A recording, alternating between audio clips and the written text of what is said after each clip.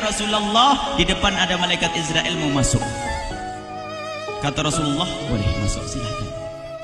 Kemudian malaikat Israel mengucapkan salam, dan setelah mengucapkan salam, malaikat Israel menawarkan, ya Rasulullah, aku disuruh oleh Allah untuk mencabut nyawamu atau membiarkan engkau. Dalam riwayat, aku disuruh oleh Allah untuk memberikan pilihan kepadamu, al-baqa' fid dunya, tetap di dunia, atau ar-rafiqul a'la, atau dengan Allah. Nabi Muhammad menjawab, ar-rafiqul a'la, dengan Allah. Kemudian setelah itu Nabi Muhammad berdoa agar umatnya selamat. Setelah ada jaminan umatnya selamat, malaikat Israel, sudahlah, cabut nyawaku kalau memang sudah waktuku. Mulailah Nabi Muhammad dicabut nyawa beliau oleh malaikat Israel. Dan di saat Nabi Muhammad mulai dicabut nyawa beliau oleh malaikat Israel, Nabi Muhammad mengatakan, mahadha, apa ini wahai Israel? Malaikat Israel kemudian menjawab, ya Rasulullah, itu adalah sakaratul maut, itu adalah sakitnya di dalam kematian. Kemudian Nabi Muhammad mengangkat tangannya sambil berucap, la ilaha illallah, inna lil mauti la sakarat, tidak ada Tuhan selain Allah, sungguh di dalam kematian ada sakitnya, sakit kematian, yaitu sakaratul maut. Kemudian Nabi Muhammad memohon, ya Allah, Allahumma khaffif alayya sakaratul maut, ya Allah, ringankan sakaratul mautku ini, ya Allah. Dijawab oleh malaikat Israel, ya Rasulullah, itu sudah aku ringankan 70 kali. Nabi Muhammad menoleh, apa malaikat Israel? Sudah kau ringankan 70 kali keringanan? Iya ya Rasulullah, sungguh aku tidak pernah mencabut seorang hamba lebih lembut dari cara mencabut nyawamu. Ini sudah aku ringankan 70 kali. Setelah itu justru Nabi Muhammad menangis, Israel, 70 kali rasanya masih sakit. Iya ya Rasulullah, memang itu sakaratul maut. Lalu bagaimana engkau mencabut umatku, wahai Israel? Allah, yang diingat siapa? Umat. Kalau engkau mencabutku dengan ringan seperti ini masih sakit, bagaimana engkau mencabut umatku, ya Israel? Dijawab oleh malaikat Israel, umatmu manusia biasa, ya aku cabut, ya Rasulullah, begitu saja. Ya sudah, begitu. Nabi Muhammad menangis.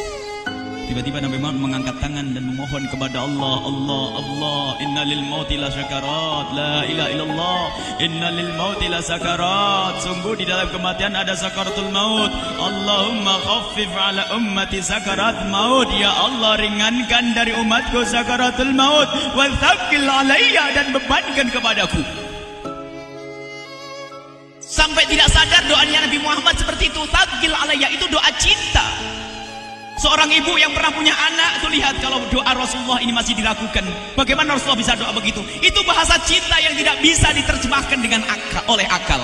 Seorang ibu kadang-kadang, ibu yang di belakang, ibu mau dikasih sakit oleh Allah? Mau, Bu? Ibu jauh sekali. Ibu mau dikasih sakit? Jawabnya tidak mau. Tapi suatu ketika seorang ibu melihat anaknya sakit, ngomong, sudahlah nak, jangan kamu yang sakit, biar ibu yang sakit. Ada atau tidak? Kenapa ngomong begitu? Itu bahasa cinta itu. Tidak rela kalau anak ini sakit, biar aku saja yang sakit. Itu yang dirasakan Rasulullah. Sakaratul maut begitu sakitnya, membayangkan betapa sakitnya umat Nabi Muhammad di saat dicabut nyawa beliau. Maka Rasulullah mengatakan, ya Allah, ringankan sakaratul maut dari umatku, bebankan kepadaku saja, ya Allah. Wala sawfa yu'tika fatarda. Permintaan Nabi Muhammad tidak ditolak oleh Allah, dikabul dan dikabul, wahai Muhammad. Sallu ala Nabi Muhammad. Dan benar, sakaratul maut kita ditahan oleh Rasulullah, ditanggung oleh Rasulullah, sehingga digambarkan oleh Imam Bukhari di saat Nabi Muhammad dicabut nyawa beliau, Siti Aisyah yang ada di situ. Rasulullah berada di pangkuan Siti Aisyah, yang saat itu Siti Aisyah melihat keringat dingin keluar dari kening Rasulullah. Siti Aisyah tidak pernah melihat keringat keluar seperti itu. Bahkan di saat dipegang kepala Rasulullah, panasnya melebihi dari panasnya orang biasa. Setiap kali ada kain dicelupkan di air, ditempelkan di kening Rasulullah langsung mengering. Saat itu Nabi Muhammad mengucapkan kalimat la ilaha illallah innal lil mauti la sakarat. Kemudian Nabi Muhammad berpesan dengan banyak pesan, dan di antara pesan Rasulullah adalah akri minni ala ummati salam, akri minni salam ala ummati wa ala man ittaba'ani wa ala man tabi'ani min ila yaumil qiyamati. Aku titip salam kepada umatku dan orang yang mengikutiku sampai hari kiamat. Sadari salam Rasulullah. Sebelum meninggal masih ingat titip salam. Salam kepada siapa? Bukan salam kepada siapa-siapa, tapi salam kepada kita. Maka mari kita mengucapkan salam kepada Rasulullah, karena Rasulullah sudah salam duluan kepada kita. Mari kita sejenak bersalam kepada Rasulullah dan hadirkan Rasulullah ada di mata kita dan di hati kita. Mari kita bersama-sama mengucapkan salam. Assalamualaikum ya Rasulullah. Assalamualaikum ya Rasulullah. Assalamualaikum ya Habiballah. Assalamualaikum ya Nabi Allah. Rasulullah mengucapkan salam untuk kita.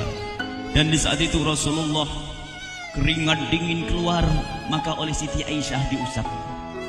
Oleh Siti Aisyah diusap, bayangkan saat itu Nabi Muhammad di pangkuan Siti Aisyah dan diusap oleh Siti Aisyah. Siti Aisyah berkata, keringat Rasulullah mengucur deras hingga aku usap, dan aku usap dengan tangannya Rasulullah.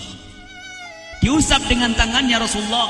Siti Aisyah memegang tangan Rasulullah sendiri yang digunakan untuk mengusap keringat Rasulullah. Sahabat bertanya, Aisyah, kenapa harus dengan tangan Rasulullah tidak dengan tanganmu? Lihat jawab Siti Aisyah, karena tangan Rasulullah lebih lembut dari tanganku. Sallu ala Nabi Muhammad. Masih sempat nyanjung itu sahabat Nabi. Dalam keadaan begitu masih menyadari kelembutan tangan Rasulullah, jasad Rasulullah, kemuliaan Rasulullah sallallahu alaihi wasallam. Dan aku lebih menginginkan bahwasanya yang menyentuh jidat Nabi Muhammad adalah tangan yang paling mulia di dunia dan di akhirat. Siti Aisyah enggak berani menyentuhkan. Pengennya yang disentuhkan di kening Rasulullah adalah tangannya Rasulullah sallallahu alaihi wasallam. Kemudian setelah itu Nabi Muhammad merasakan sakit yang sangat untuk kita. Kemudian Nabi Muhammad mengangkat tangan tinggi-tinggi mengucapkan la ilaha illallah inna lil mauti la sakarat. Tiba-tiba tangan itu semakin turun dan ditangkap oleh Siti Aisyah. Dan di saat tangan itu jatuh di tangan Siti Aisyah, kemudian tiba-tiba paha Siti Aisyah merasakan berat kepala suci Rasulullah. Dan saat itu Siti Aisyah sadar bahwasanya Rasulullah sudah kembali kepada Allah Subhanahu wa taala. Sallu ala Nabi Muhammad. Siti Aisyah bingung di saat melihat seperti itu. Ditaruh pelan-pelan wajah Rasulullah. Sambil menangis lalu berkata, Rasulullah sudah meninggal. Para sahabat Nabi pada bingung. Sayyidina Ali tiba-tiba terduduk, nggak bisa berdiri. Sayyidina Utsman nggak bisa ngomong. Ada orang Sayyidina Zaid berkata, aku baru melihat Rasulullah. Setelah ini aku tidak mau melihat lagi selain Rasulullah. Ya Allah, butakan mataku. Aku tidak ingin aku kotori mataku dengan selain Rasulullah. Dan dibutakan oleh Allah. Bermacam-macam kejadian saat itu. Madinah heboh luar biasa dengan meninggalnya Rasulullah sallallahu alaihi wasallam. Dan sungguh meninggalnya Nabi Muhammad adalah menghidupkan hati yang mati kalau orang faham. Tiba-tiba Sayyidina Abu Bakar datang. Setelah Sayyidina Umar mengatakan, siapa yang mengatakan Muhammad meninggal akan aku penggal lehernya. Jangan seperti orang-orang Nabi Muhammad sekarang lagi pergi seperti waktu Musa pergi kepada Tuhannya, kepada Allah, nanti akan kembali kepada kita. Muhammad belum meninggal. Ini adalah karena kecintaan Sayyidina Umar bin Khattab, tidak ingin Nabi Muhammad pergi. Tiba-tiba datang Sayyidina Abu Bakar As-Siddiq lalu masuk ke kamarnya Rasulullah, lalu masuk kepada Rasulullah, kemudian mengecup kening Rasulullah. Dan Sayyidina Abu Bakar berkata, ya Rasulullah, tibta hayyan wa mayyita. Ya Rasulullah, engkau tetap harum dalam keadaan hidup dan harum setelah meninggal dunia. Sallu ala Nabi Muhammad. Hingga sampai setelah hari besoknya meninggal Rasulullah, Senin sore, Selasa malam, Rabu dikubur Rasulullah sallallahu alaihi wasallam. Setelah dikubur, Sayyidat Fatimah bertanya kepada Sayyidina Abdullah ibn Abbas, Sayyidina Anas, wahai Anas, hai Anas, sambil menangis Sayyidat Fatimah Zahra, hai Anas, bagaimana engkau tega? Atabat anfusukum an tahtu ra'sa Rasulillah. Apakah engkau rela menaburkan debu di atas kepala Rasulullah? Sayyidina Anas menangis kaget, ya wahai binta Rasulullah, kalau kami tidak dilupakan oleh Allah, niscaya tidak ada yang bisa mengubur Rasulullah. Jadi saat itu dilupakan oleh Allah, sehingga mereka tidak menyadari melakukan itu semua. Kalau mereka sadar, tidak akan bisa mengubur Rasulullah sallallahu alaihi wasallam. Ini yang diungkapkan oleh Sayyidina Anas, kalau seandainya kami tidak dilupakan oleh Allah, niscaya kami tidak akan mampu mengubur Rasulullah sallallahu alaihi wasallam. Kami yang hadir di sini, ya Allah, ingin senantiasa hadir di hati kami kekasih-Mu Nabi Muhammad. Maka kami mohon, ya Allah, jadikan kekasih-Mu Nabi Muhammad yang akan, ya Allah, yang akan mendampingi kami kelak saat Kau cabut nyawa kami, seperti yang Kau wahyukan kepada kekasih-Mu Nabi Muhammad. Wa abshiru bil jannati, semua hamba yang beriman akan menyaksikan surga, ya di saat dicabut nyawa mereka. Dan surga, di tempat surga itu yang paling mulia adalah Nabi Muhammad. Maka kami mohon, ya Allah, saat Kau cabut nyawa kami, ya Allah, hadirkan Nabi Muhammad di hati kami, ya Allah. Dan kami mohon, ya Allah, saat di alam barzah nanti, ya Allah, saat yang sangat mengerikan itu, ya Allah, kami mohon hadirkan kekasih-Mu Nabi Muhammad, sehingga kami tidak takut dan gentar lagi dengan malaikat mungkar nakir. Dan ya Allah, kami mohon di saat di padang mahsyar nanti, ya Allah, hadirkan kekasih-Mu Nabi Muhammad. Jadikanlah kekasih-Mu Nabi Muhammad yang akan menemani kami dan akan membonceng kami, membawa kami ke telaga Kausar. Lalu kami diberi air minum dari air telaga Kausar hingga kami tidak akan haus selama-lamanya. Ya Allah, jadikan kekasih-Mu Nabi Muhammad yang akan menemani kami di saat kami menyeberang Siratal Mustaqim hingga kami tidak akan terjerumus ke neraka Jahanam. Dan jadikan kekasih-Mu Nabi Muhammad yang akan kami saksikan setiap saat di surga-Mu, ya Allah. Ya Allah, jadikan kekasih-Mu Nabi Muhammad yang senantiasa, ya Allah, kami lihat kelak di surga. Dan jadikan ucapan kami di akhir hayat kami kelak adalah, ya Allah, adalah kalimat agung dan mulia, La ilaha illallah Muhammadur Rasulullah. La ilaha illallah Muhammadur Rasulullah. La ilaha